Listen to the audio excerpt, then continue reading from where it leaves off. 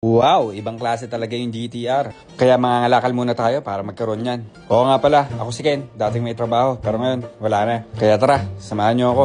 Kung napapansin nyo, ang dami ko nung naipong battery. Meron kasi ako natuklasan na medyo malaki ang trade nila sa lumang battery. At walang limit yon, kahit ilang piraso, pwede nyong ipalit sa kanila. Tapos, ililis na lang yon sa bibilin nyong bago. Meron tayong naipong GS battery, Motolite at Amaron. Lahat naman yan magaganda, pero ang tried and tested ko na dito ay yung Amaron. Grabe, ang tagal niyang maubos. 4 years ko na nga yata siyang ginamit bago malobat. Yun nga lang, medyo pricey, kaya dito muna tayo sa pinsan niya, ang M-Track. Same naman sila ng manufactured sa India. At ito naman is mas budget friendly siya. Kaya dito muna tayo. Yung battery na nga pala ito para kay Bento. Tagal ko na kasi siyang hindi na-i-start dahil nga lobat siya. At the same time, gusto ko na rin siyang gamitin. Namimiss ko na siyang gamitin. Pero kailangan niya muna ng tender loving care dahil nga natambak na siya ng matagal-tagal. Pero bago ang lahat, unahin ko muna tong battery para ma-start ko na siya. Kaya ayan, andito na nga pala tayo sa bahay. Kita nyo naman yung car cover niya. Naglulumot na. Halatang hindi talaga ginagamit. Pati yung gulong, flat na. Kawawa naman. Kaya tara, samahan nyo muna akong ikabit yung battery niya. 2SM nga pala yung size ng battery ni Ben. Malaki-laki kasi malaki rin yung makina niya.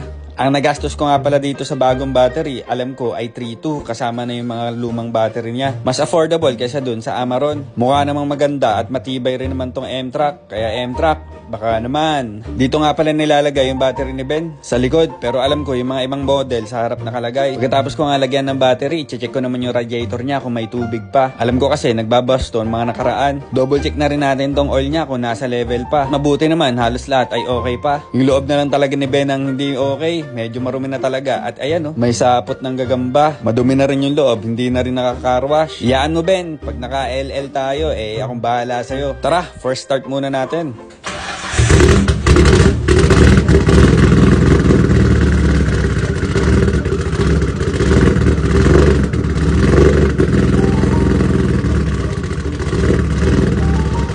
Dito na nga ako kinabahan dahil nagtunog Subaru siya. Parang naging palyado na tapos namamatay bigla yung makina. Sana hindi malala to. Ang dahilan siguro nito yung gas na hindi nagagamit. Kaya tara, obserbahan muna natin.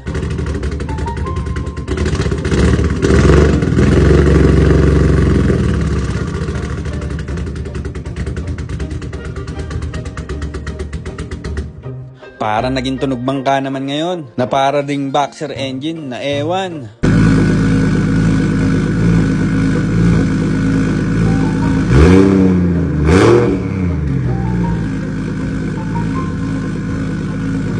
At sa wakas, makatapos nga ng ilang minutes na pag-iinit ay umokay na siya. Kala ko kung ano na, kinabahan pa naman na ako. Kaya feel ko dahil yan sa gas, panis na siguro. Sunod naman natin tong flat natin na gulong.